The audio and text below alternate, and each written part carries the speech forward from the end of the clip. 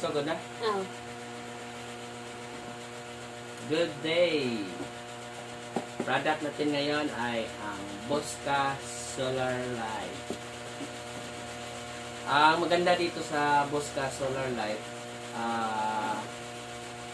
heavy duty ito, from 6 p.m. to 5 a.m. iilaw talaga siya. So, subok na to, nasubukan ko na to. Meron akong 3 years na Bosca Solar Light, garantisado, matibay, at tumatagal talaga. So, titingnan natin kung ano ang nasa loob ng Bosca Solar Light. Pero itong klase na to yung maganda sa Bosca. Kasi, 60 watts siya, pero yung battery life niya is nasa 20 Ah or tapos kaya tatagal siya. Merong mga solar din na Bosca rin, pero medyo maliit yung battery life niya, tapos malaki yung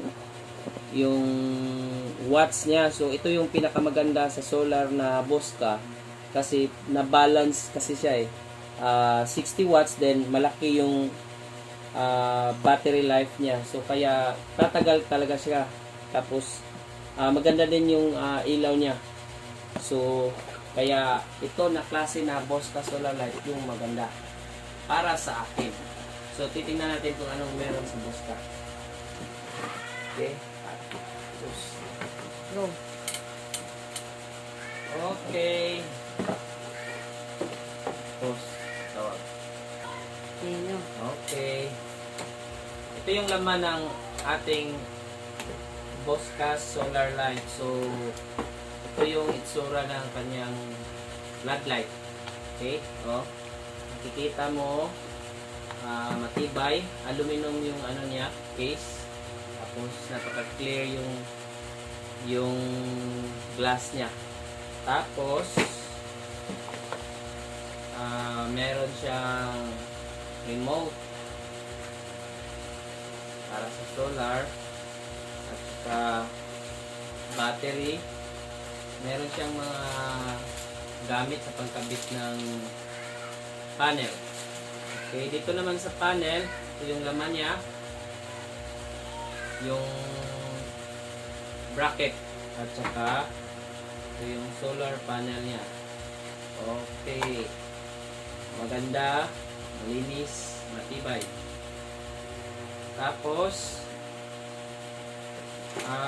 paano gamitin? Isaksak lang natin tong ano niya, yung ang tawag ito, adapter.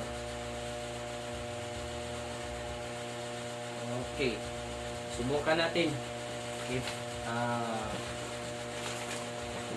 dito lang sa gilid. Okay, meron tayong ibang remote. Try natin.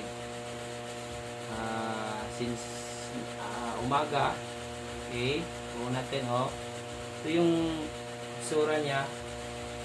Pwedeng palakasan natin yung ilaw. Meron din dito. Okay, yan, bababa siya. Okay. Yan. Pwede mo siyang i-auto. Automatic na siyang iilaw pag hapon. Tapos pwede din mong ilang oras mong i-on. Meron dito siyang 3 hours, 5 hours, or 8 hours. So yun yung oras na i-consume niya. Pero kung gusto mo hanggang umaga, auto yung pindutin mo. Okay? So makikita mo nakasaksak na yung yung adapter niya. So i-try natin pakuha na ng araw. Yan o. Okay? I-ano natin ang araw kung anong mangyayari. Okay? Makikita mo na iilaw siya ng red. naka-charge na siya. Yung solar floodlight natin. Okay. So, hanggang dito na lang ang pag-demo natin ng solar floodlight. So, sulit pag ganito yung brand na bibilin mo, medyo may kamahalan pero hindi ka magsisisi sa paggamit ito ng solar light. Lalong-lalo na ngayon, mataas na yung kuryente, mas maganda ito ilalagay sa labas ng bahay or sa parking area or kahit sa ground, maganda to. Okay na yung 60 watts or at least 60 watts yung okay.